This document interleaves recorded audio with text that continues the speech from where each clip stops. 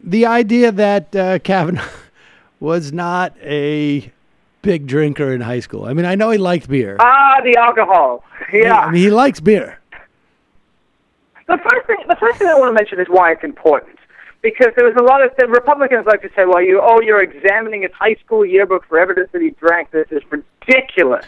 Look at you, he drank and that matters. It actually matters quite a lot because all three sexual misconduct allegations against him say that he was heavily drinking and it involved alcohol. And Brett Kavanaugh's defense when he got up there and he was asked, or when he got up there and he gave the reasons why you should believe him, he said, I wasn't this person. I was not the person they're describing me as, this horrible, belligerent, drunken frat bro. I was studious. I went to church. I volunteered at the soup kitchen. I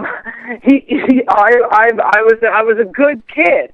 And so that makes it important. And if it's false, if it turns out that all of that is completely false, which it is, then that both, number one, is again perjury, but also affects his credibility on the accusation itself. Right. This goes to the Blumenthal's Latin saying "false in one thing, false in all things," which is evidence that judges give to juries in regards to witnesses who have testified. Let's just go through some of the evidence that he's more than just an ordinary social drinker. Yeah, I keep finding more evidence. I like literally 5 minutes before we got on we started this interview, I just found a Yale Daily News article that said he ran weekly tailgate parties during his time at Yale. He hosted them every week. So you just keep finding more stuff. And a new person came out yesterday who was at Yale with him and actually recounted a violent incident in which he threw a beer in a guy's face and started a fight. But you just have so many quotes. I mean, from really distinguished alumni of Yale, people like the head of gynecological oncology at the University of Washington came out and said, "I used to booze with Brett all the time in college, and he's full of it." You had freshman year roommate. The New York Times talked to a dozen people. The yearbook is full of references to. He literally has 100 kegs or bust on his yearbook page, right? This is just such a ridiculous picture for him to try to paint because it's so contradicted by so many people who knew him. So, I mean, just because he was the treasurer of the Keg City Club, do you think that means that he likes to drink a lot, or is he like to maybe just he likes to handle money? Well, we don't know because this is one thing that they never asked him. The word keg does not appear in the transcript of the hearing, which is kind of shocking because to me, like, the Mark Judge said, I think in his memoir, that they had a contest to try and get to 100 kegs in one school year, to go through 100 kegs. And Brett Kavanaugh has it on his yearbook page. So you think if you were examining the alcohol-related facts, that would be something to mention, but they didn't ask about it, so we don't know much about the Keg City Club. White House asked him about his, and I didn't catch until I read your piece that it wasn't just, it didn't just mention that he Ralphed a lot, but it was specifically tied into the Beach Week Ralph Club. Yes. As if his stomach was only upset at Beach Week because presumably this food is spicy on Beach Week. Yeah, so despite they go to beaches in Thailand. I don't know. I mean, it was just ridiculous, right? Because he's asked about the Beach Week Ralph. I mean, if you watch the exchanges, because they're hilarious. Because he's asked, I think, by Sheldon Whitehouse. He says, "Well, could you explain what Ralphing means in the Beach Week Ralph Club?" And he said, "Oh, it is vomiting, but I have a very sensitive stomach. Everyone knows that." And Sheldon Whitehouse says, "Okay, but was it also alcohol related?" And Kavanaugh says, "Do you like beer?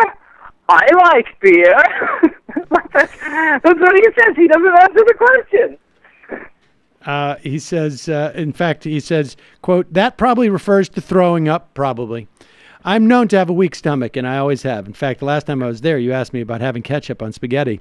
I always had a weak stomach. This is well known. Anyone who knows me, a lot of these people behind me, they know me my whole life. You know. I got a weak stomach, whether it's with beer or spicy food or anything. But, there's a follow-up. No, I remember what he says in response to the next follow-up is he says, something like, Senator, I went to Yale. Yeah, here goes. So the vomiting you reference at the Ralph Club reference related to the consumption of alcohol.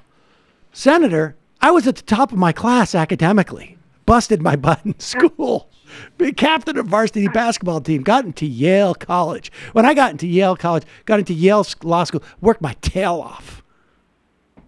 Yeah. So was it alcohol related? Answer, I went to Yale. And you go, well, what does that mean? Do people not drink a lot of alcohol at Yale? Are there no alcoholics at Yale? George W. Bush went to Yale, for God's sake. I mean, and then it's just such an odd deflection. White House goes, did it relate to alcohol? You haven't answered that. Kavanaugh says, I like beer. I like beer. I don't know if you do. White House says, okay, do you like beer, Senator, or not? When you read this stuff, we watched it in the context of hour 3.5. You're just like, But when you see it isolated like this, it's nuts. It's like a conversation. It's ridiculous. If we turn this into gummy worms, and there were some missing from the cabinet, and I asked my 5-year-old son, did you have gummy worms? And he goes, Billy was mean to me today at school. I'm not asking you that. Did you have gummy worms? Yeah. But, you can't believe that the Senate failed to pin him down on some of this stuff, because he was just, he wasn't answering anything. He was doing this, and it was just the whole way through he was doing this. And the thing is, it seems like it's a way of trying to avoid having to tell a lie, but he also told a bunch of outright lies, so I don't even see what he was doing. And the thing is that you can think about the fact that he could have constructed a far more plausible explanation. He could have just said, when I was young, I was a jock, and I drank a lot. Right? I used to drink, I used to party, I used to love it. I recovered, and now I'm a judge, and people should appreciate that. But instead, he just constructed this totally fictitious story. And I won't ask you to speculate why someone might do that if they felt, but I think a lot of people can say, well, I guess if I knew I was a blackout drunk in high school and in college,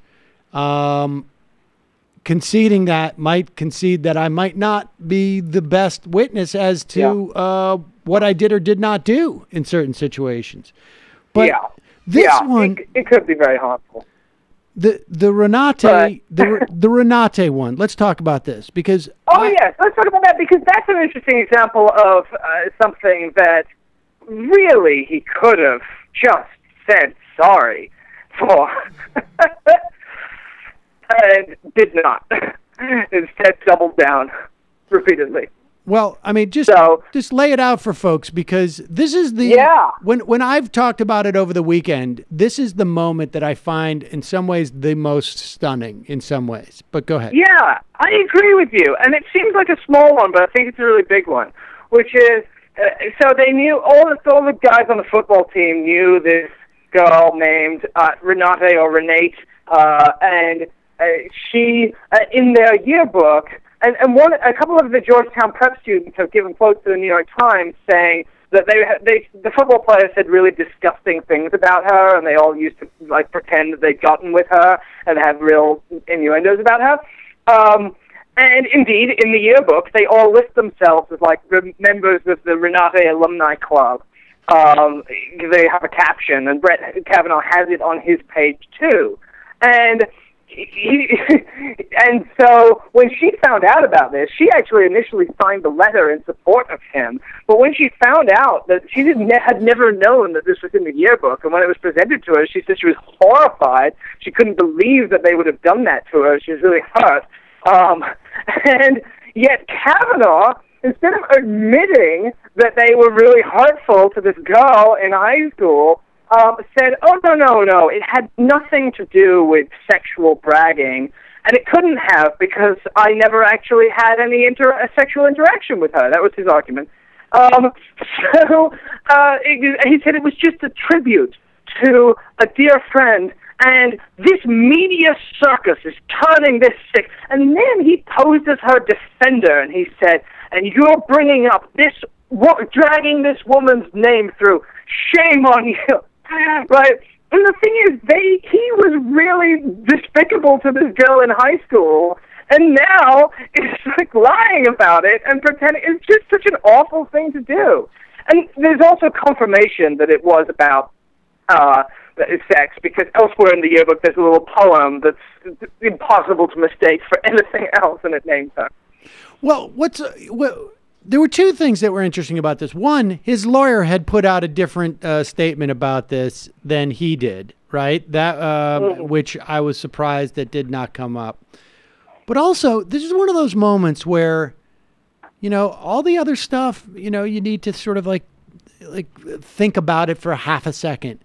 This is one instance where it occurs to me, like, every single person in that room, his wife, his mom, his dad, all of his supporters, all of his detractors, every single one of those senators, the prosecutor, people holding microphones, every single person in that room knew that he was lying about this. And right. No one said a word. No, I know. It's startling. Well, it's very telling to me when he gave a speech a couple of years ago where he said, what happens at Georgetown Prep stays at Georgetown Prep, and that's a good thing. And I think what you're seeing here is the kind of wagon circling, protecting their own thing that elites do, like the Yale Club usually does. I mean, it's not really working for Brett Kavanaugh because we have like a list of Yale alumni who are all saying he's lying.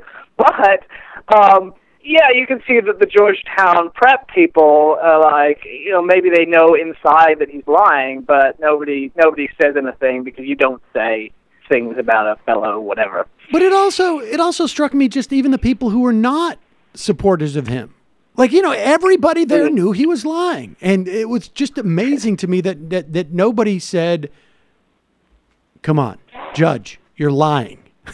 We know you're lying. You're lying about that. Yeah. And I don't know. I thought that was pretty crazy. I mean, there was the Devil's Triangle thing, about it being a drinking game. And, I have to say, like, I copped to not knowing what Devil's Triangle was. No. I mean, so I had no idea of it either. But the interesting thing is, if you watch the moment where he says it, it's really funny because there's a long pause.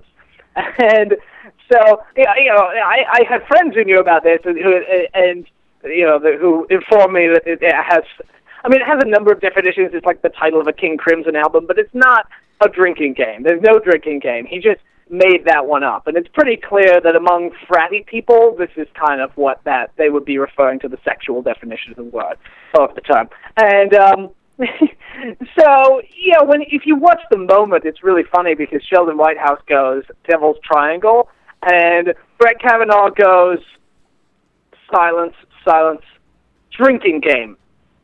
And then Whitehouse instantly he jumps on it and he goes, well, how's it played? And Kavanaugh goes, 3 cups in a triangle. Do you think, and this is my sense, that was practiced? Like, that was not off the top of his head. They went through this and they said, how are you going to explain this? Yeah. Yeah, they did practice this. What's the Devil's Triangle? What are you going to say when they say this? Yeah. What are you going to say with that?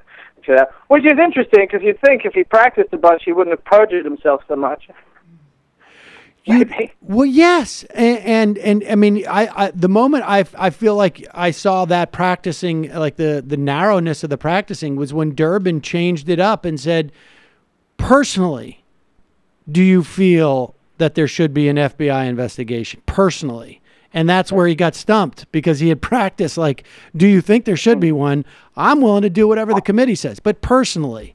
Yeah. And then he just sort of stood there and looked to Grassley like, dude, aren't you supposed to jump in here? I mean, it was really poor theater, obviously, to the extent that they ended up having to ask for this FBI inquiry